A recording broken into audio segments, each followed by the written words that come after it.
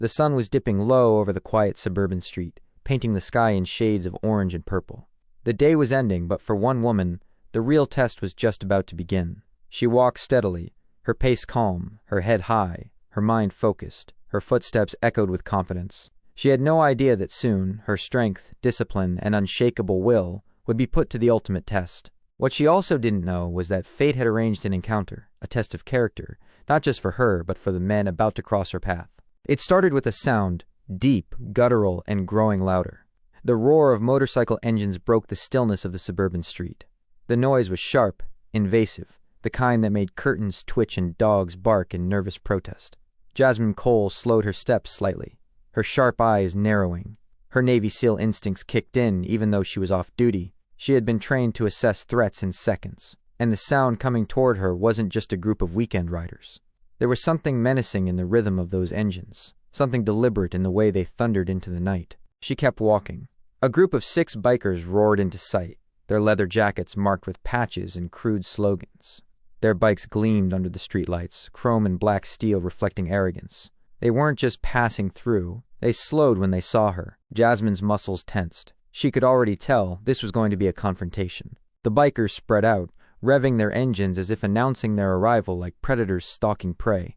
They slowed to a stop around her, forming a semicircle, blocking her path.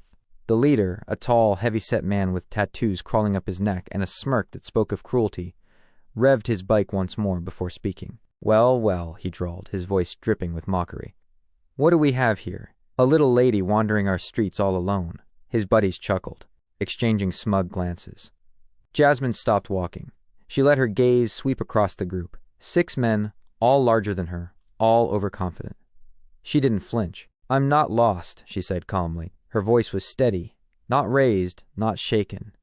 "And this isn't your street." The leader leaned forward, resting an elbow on his handlebars.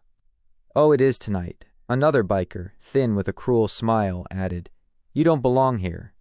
Where are you headed, sweetheart? Or maybe we should show you around." Laughter rippled through the group. The tone was light, but Jasmine knew what sat underneath it.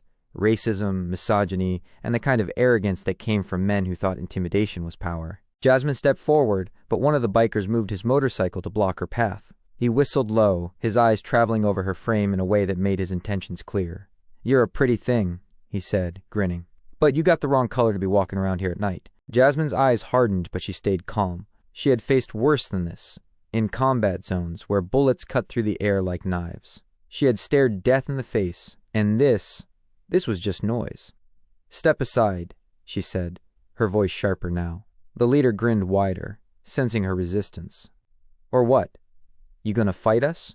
He chuckled and turned to his gang. "Fellas, she thinks she's got some fire." The bikers laughed, the sound ugly and loud. One biker reached out, trying to grab her arm.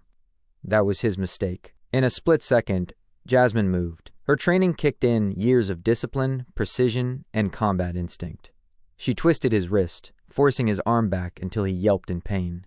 Then, with a sharp pivot, she threw him to the ground. He landed hard, groaning. The laughter stopped. The bikers stared at her in shock, their faces registering disbelief. The leader's smirk faltered. "You think you can fight us, girl?" Jasmine shifted her stance, her posture suddenly sharper, more defined military precision.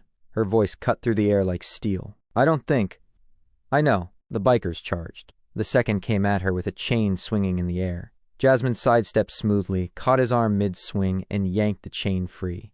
With a quick motion, she wrapped it around his wrist and pulled, flipping him over her shoulder onto the concrete. Another lunged from behind.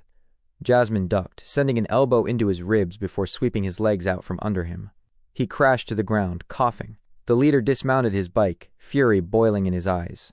"You're dead," he snarled, charging at her with fists raised. Jasmine blocked his punch, twisted his arm, and shoved him face first against his own motorcycle. The bike wobbled, nearly tipping over as he groaned in pain. 2 more bikers hesitated, but pride pushed them forward. Jasmine moved like water, fluid yet unyielding. Every move was calculated, every strike efficient. Within minutes, the men who had surrounded her were the ones sprawled on the ground, groaning, clutching their bruises and broken pride. The street was silent now, except for the ragged breaths of the defeated bikers. Jasmine stood in the center of them, chain dangling loosely in her hand, her stance still alert. The leader looked up at her, his eyes wide with a mixture of fear and disbelief.